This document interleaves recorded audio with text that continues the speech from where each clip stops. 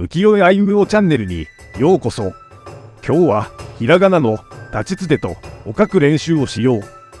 まずはた。ここからスタート。1、2、3、4。はね、はらい、とめに注意して書いてみよう。とめ、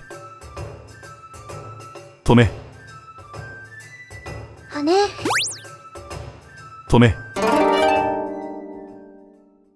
たきのた。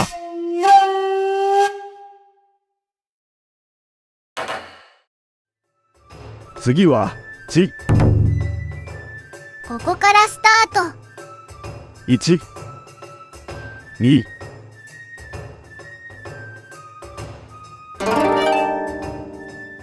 はね、はらい、とめに注意して書いてみよう。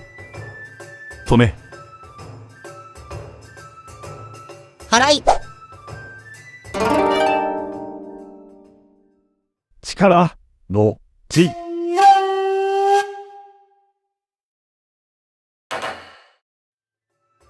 次はつ。ここからスタート。1、はね、はらい、とめに注意して書いてみよう。harai、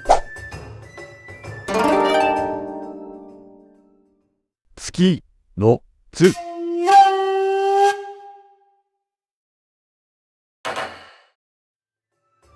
次はて。ここからスタート。1、はね、はらい、とめに注意して書いてみよう。とめ、てのて。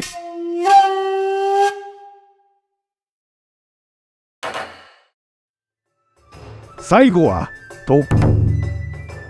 ここからスタート。1、2、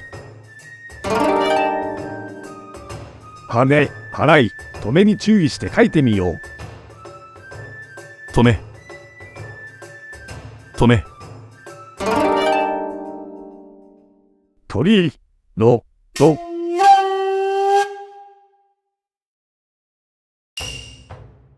立ちつてと書けるようになったかな。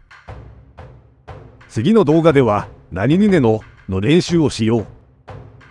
チャンネル登録やいいねボタンよろしくね。お知らせ。浮世絵あいうえおの本を発売中。ひらがな46文字と浮世絵が載っているんだ。本の詳細や購入方法は下の説明欄のリンクを見てね。最後まで見てくれてありがとう。